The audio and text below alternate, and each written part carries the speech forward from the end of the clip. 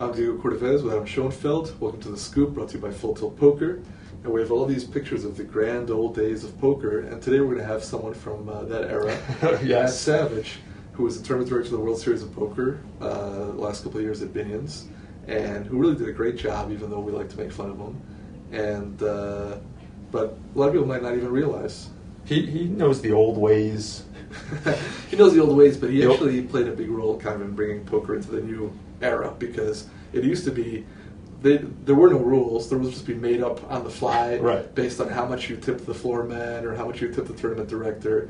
And Matt brought a lot of integrity to the whole business. He at least put that. He hid it. Now he was so successful that he achieved the greatest honor that anyone could achieve, which is induction into the Tournament Directors Hall of Fame. Oh, the prestige.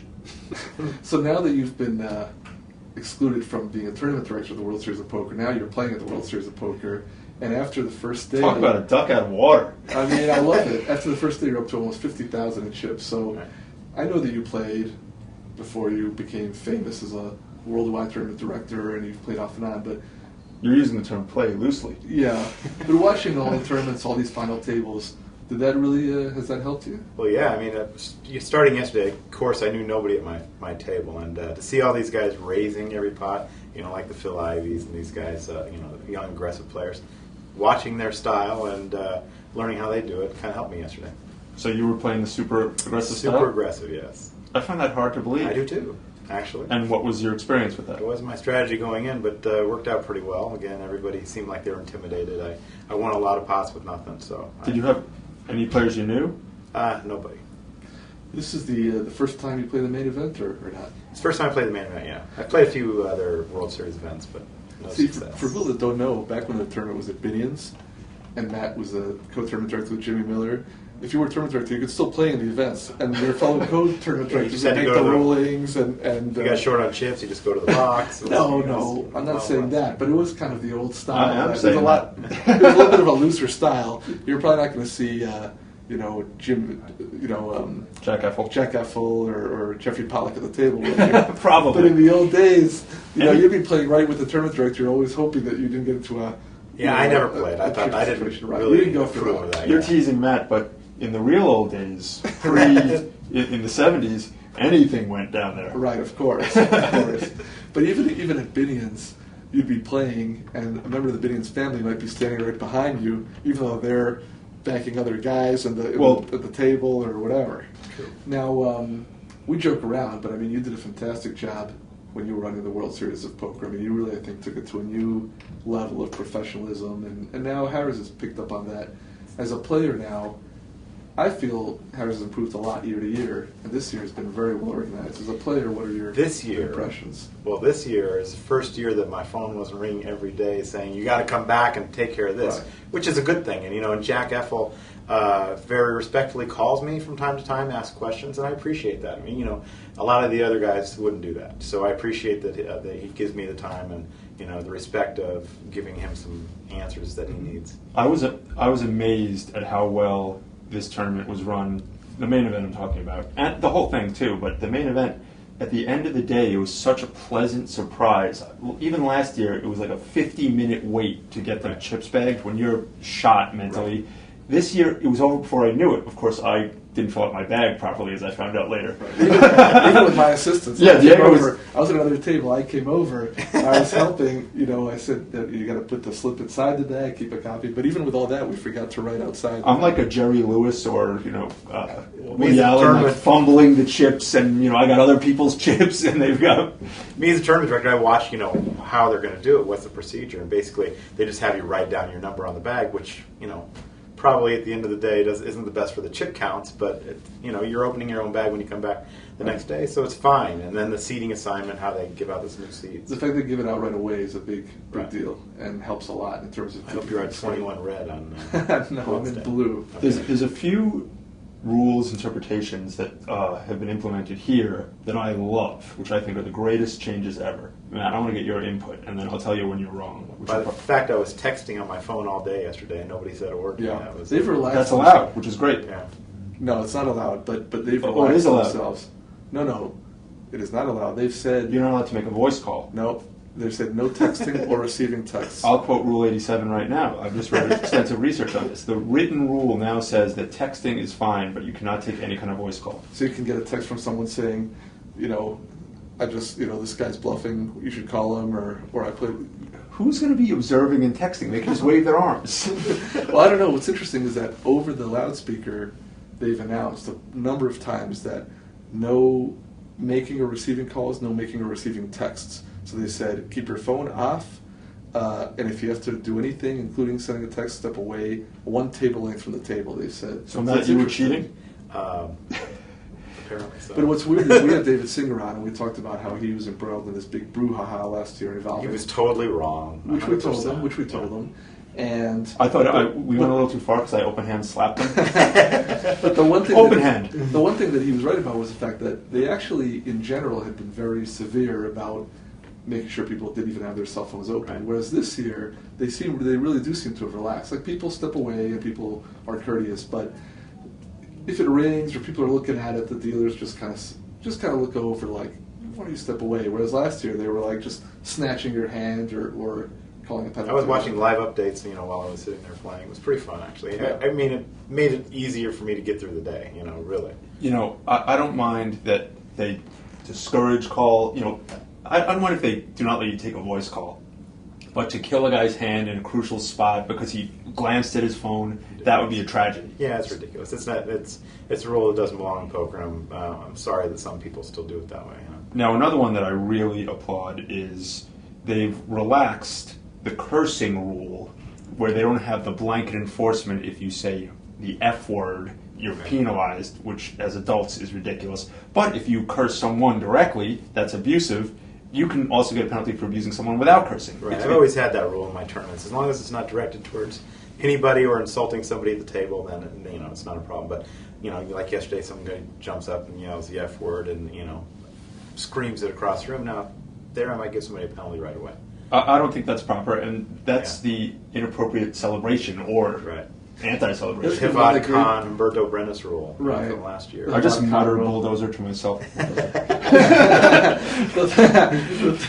thing about that is, we talked about this as being like a great rule, not really thinking that it would be implemented or that they'd really go ahead and do it, and they have, which is fantastic. And this is the ultimate common sense rule, which is like, yes, it's maybe 5 years too late, but better than never. But the tenor of the room has really changed to where I think it's a much more professional atmosphere, and the antics have been all but eliminated. The inappropriate antics. I don't mind having a little fun, Matt. Right. Like, you're a big buzzkill.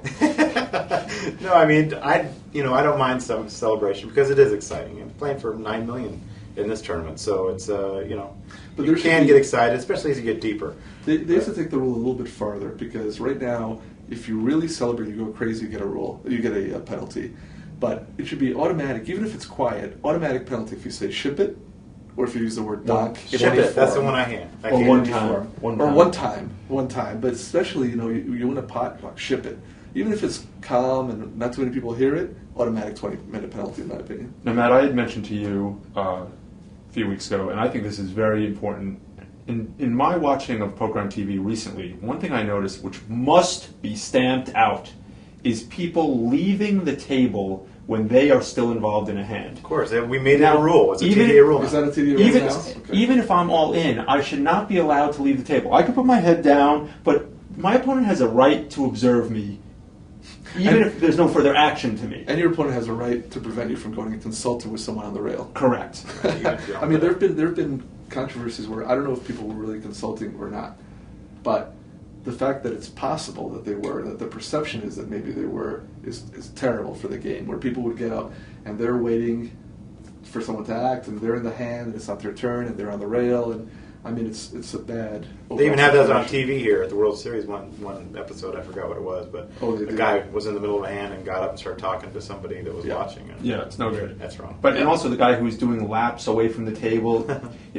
Now, you had a thing down at Binion's, I remember, where didn't Russell Rosenblum leave the table? Well, give us the brief on that. Basically, he was in $1 million decision, I call it. Yeah, $1 million decision, because the guy that ended up winning the pot, Julian Gardner, came in second. And he probably wouldn't have won the pot had he been at the table, but he would have been a little. Russell made a bet of about $100,000, and Julian Gardner moved all in for 110,000, and Russell just freaked out and ran away from the table and said, what are you doing? I said to him, and he said, I fold, so I went to the table to fold his hand. I think he said, I fold. Yeah. Like at the same time, But this was quite a while, right? Right. At the same time, I met him at the table because he was running back to realize that it was only 10 more thousand. As it turns out, he had a better hand. Probably would have eliminated Julian Gardner, and he never would come in second. The board to didn't Robert run out, Marconi. but Julian Gardner was down to like 110,000. maybe. Yeah, 110,000. No, as far Yeah. as outs, he had like Right. 5 outs because Russell had an overpair, Right. to the board. So he's probably out like in 30th place or whatever it was, Right. 3 or 4 tables left. Instead, he finished second, $1 million. Changes history. Robert Marconi may never have won that tournament. So he tried to revive his hand, but In you fact- told me afterwards that he accepted it very graciously, which not all players would. I mean, afterwards he understood it was the right decision, and that was that. I mean, if you say I fold, your hand's done. Yeah, and that's exactly what it was. It was in action, or in turn, he said fold, so it was a dead hand. Now that you've retired from the American poker scene, you're focusing your efforts abroad. Right. So you spend a lot of time in Asia. Yeah, I'm doing a lot of tournaments in Asia. I started a new tour over there called the Asian Poker Tour, and it's going pretty well. We had a first event in Manila, and we're going to Macau August 26th through the 31st. So it's pretty exciting. I think to go over there and then try and draw the American players over there isn't really the focus.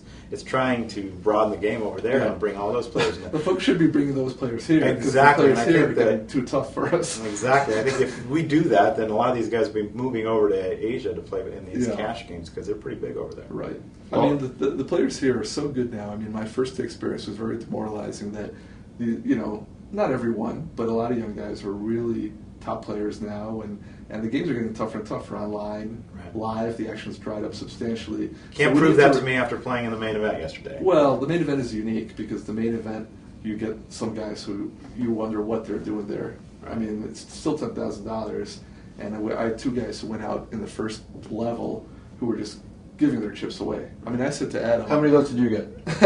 I got a few. Probably the only ones I got all day were from those guys. But I told Adam was talking about, well, I might show up a little bit late for day one. I said, you show up late, and the guys who are giving their chips away might not be there. You better show up. As it turns out, Adam won the first 2 hands and almost doubled his stack. But, I mean, the main event is unique in that sense. I did my whole big arrival. I had a marching band. There was no one out there. No one saw it. I saw Jan Fan come in yesterday. He had 2 girls on each arm, and just ridiculous. I mean, come on. I don't have to create false hilarity around myself. That Usually, just you have women naturally just travels. following you. Yeah. Normally. It's a problem. That's a weird thing. But the Asian poker thing is big in the sense that if all these guys start playing online, then we really have something. Right now it's very hard to play online in Asia. Right. It's very hard to access. Actually, it's the not. poker I mean, sites. they Well- just don't know or don't check, or I don't know what it is, but in people some are signing countries. on. In some countries, Right. they're prevented from. Like in From Thailand, playing. right? Like cut your head off or something. Yeah. Totally And China. By the way, don't just make cultural pronouncements that you don't know anything about. Totally untrue. Totally untrue. You get your head slapped, not cut off. Caning. Something. It's got to be something. But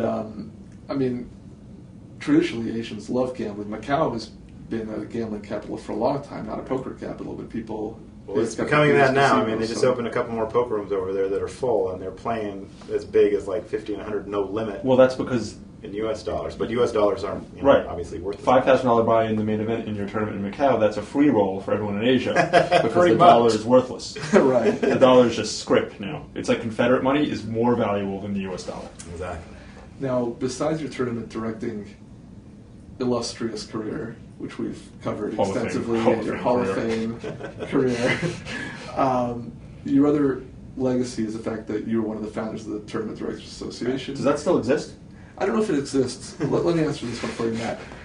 I don't believe the organization itself exists, although Matt and Linda Johnson, Jan Fisher get together for lunch occasionally. But the rules exist, Yeah, which is and the they- important thing. right. And the rules Yeah. have been updated. They've been updated, and we're continuously. using them here. We had a big meeting last February, and we're going to probably have another one later on this year because people keep asking about it. The And, TDA I think rules it's- are the World Series of Poker rules, or No. not?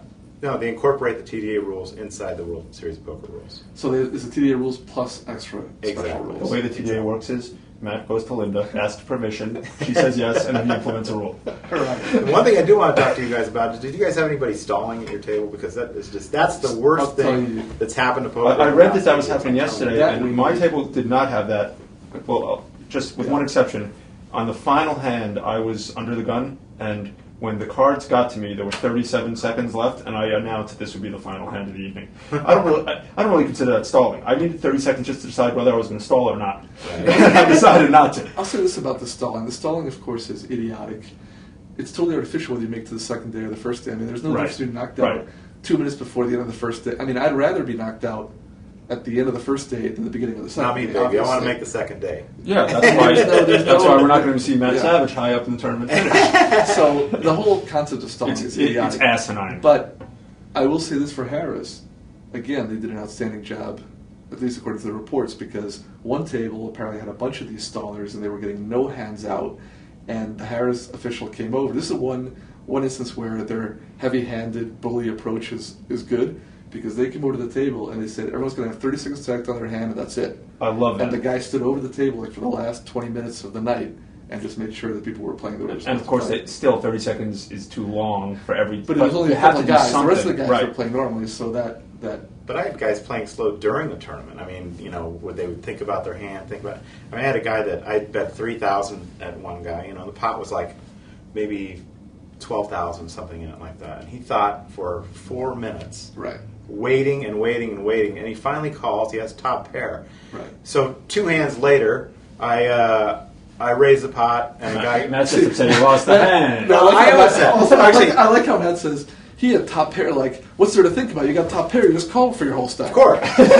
No, Matt's saying that. Matt's more saying, if a Matt Savage bets 3,000 and you just have top pair, I don't care if the pot's 100,000. You fold. That's what I was thinking. But I would take it the other way. Like, Matt's 2 hands later. This is Matt trying to set his image for the Wednesday. Okay. 2 hands later, a guy bets $1,500, and I called in 2 seconds. I had, Jack 10. I had 10 top pair with a Jack. So I announced while wearing my headphones. I said it doesn't take me 4 minutes to call. So now I see this guy stand up and he starts yelling at me, and I'm just listening to my headphones like this, going like this, and everybody at the table started laughing because he was like chewing me out, for like 5 minutes, and I didn't hear one word he said. It's funny how now Matt's a player. He's almost getting into fist fights. Right. He wouldn't tolerate that back when he was a Hall of Fame tournament director. Matt always told me, as a tournament director, if there's any tension, somebody's upset about a ruling or about something, you walk away. You let them cool off. You don't get in their face. If they want to talk about it, you do it away from the table. Right. Now, as a player, open confrontation. You're just like, you got a problem, buddy. We'll take it out. We'll take it right here. Yeah. Nah, we can do this in the parking lot. Some New York kid, I don't want any piece of. So it was good though. It's a good day. So, on day 2, you're still just going to plan to survive and hope to make day 3. You're going to play some poker. I'm going to play some poker. Okay. I think I'm going to take some people with me if I go. How about that? I mean, not to veer off too much, but let's make a 2-day rule about the stalling then. I think we need to. I mean, obviously we've done some things that some people aren't even using. And basically, that's a clock that will go backwards, meaning that first time you have a minute 10 seconds, and you have a minute 50 seconds, 40 seconds. And I've used it before, on some people, and I'll go right to 10 seconds. So the more they have to pull the clock on you, the shorter time you're going to get. I think that's fair. The stalling, I don't get at all. But this isn't even stalling. These are people who are just taking a long time. I don't think they're trying to stall. They're just taking a long time, which is bad in itself. Exactly. But there are guys who I think actually have been trained on the internet. This is unfortunately one of the negatives of the internet, even though I love playing on there, which is that on the internet, stalling became when you can just hide behind the screen.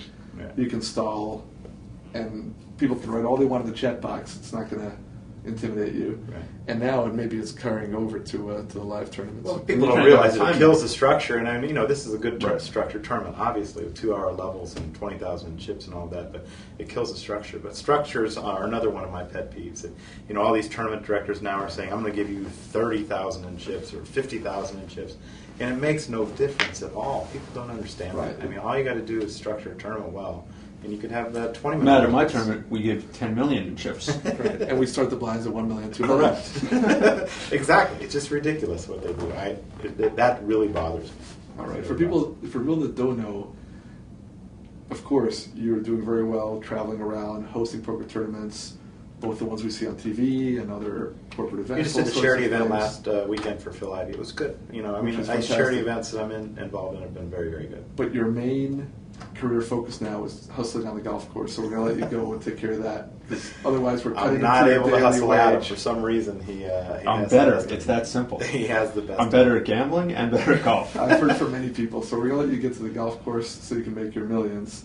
And just to promote you, SavageTournaments.com. That's right. It's- Savage Tournaments with an S. Doesn't matter how small the tournament is, Matt is available. That's been my experience.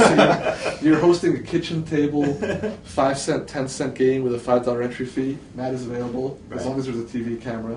Well, one thing I do want to add is that we do answer those ruling questions at asktheboard@pokertda.com.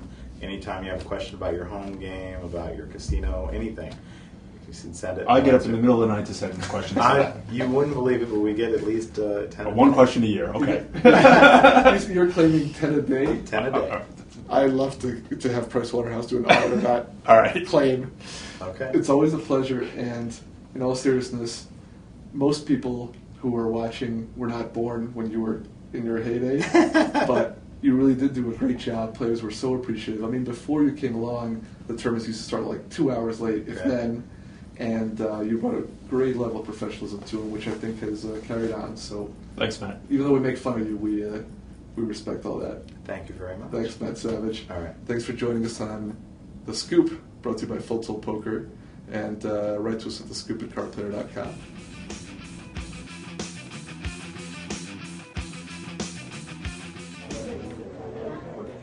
2 bracelets. Awesome. Well, you know, these aren't easy to win. I remember this one like it was yesterday.